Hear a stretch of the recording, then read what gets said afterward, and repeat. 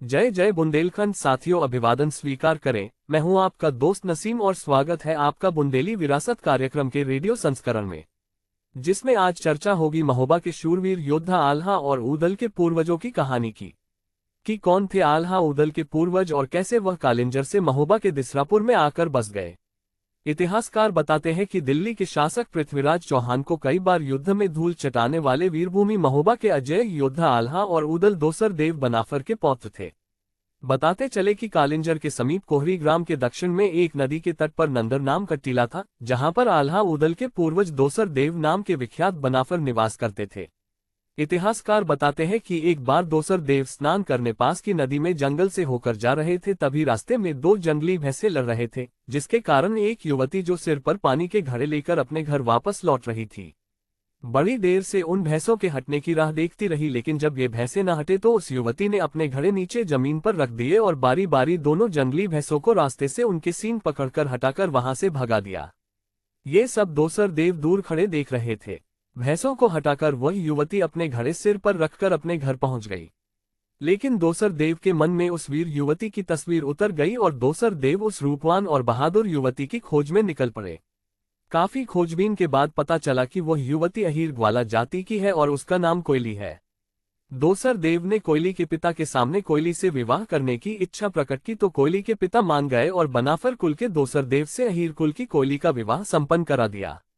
विवाह के उपरांत दोसर देव और कोयली के दो पुत्र दसराज और बच्छराज हुए, जो दोनों अपने माता और पिता की तरह रूपवान व बहादुर थे।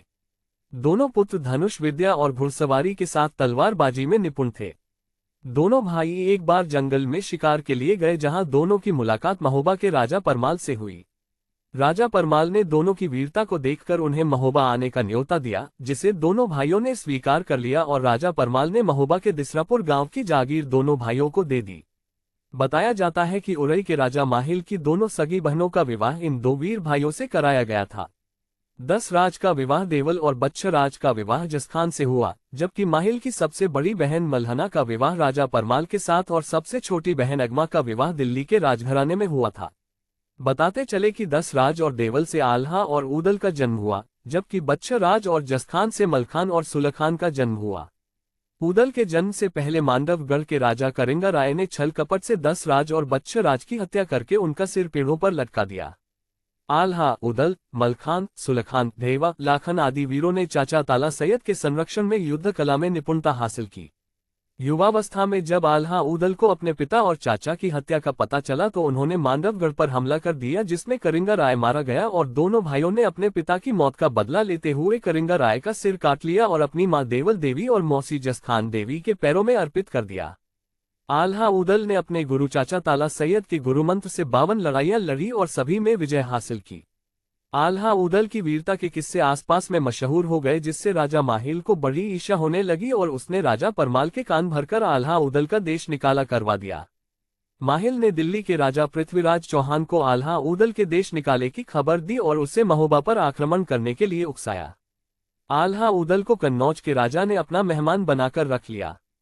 इसी बीच महोबा पर आक्रमण कर दिया गया। रानी मल्हना ने विपत्ति में राजकवि जगनिक के हाथों एक भावुक संदेश आल्हा ऊदल के पास कन्नौज भेजा, जिसे पढ़कर आल्हा ऊदल और चाचा ताला सैयद और अन्य साथी महोबा के कीरत सागर की युद्ध भूमि में साधुओं का वेश बनाकर पहुंचे और पृथ्वीराज चौहान के सेनापति चामुंड राय को बुरी तरह हराकर दिल्ली की ओर खदेड़ दिया।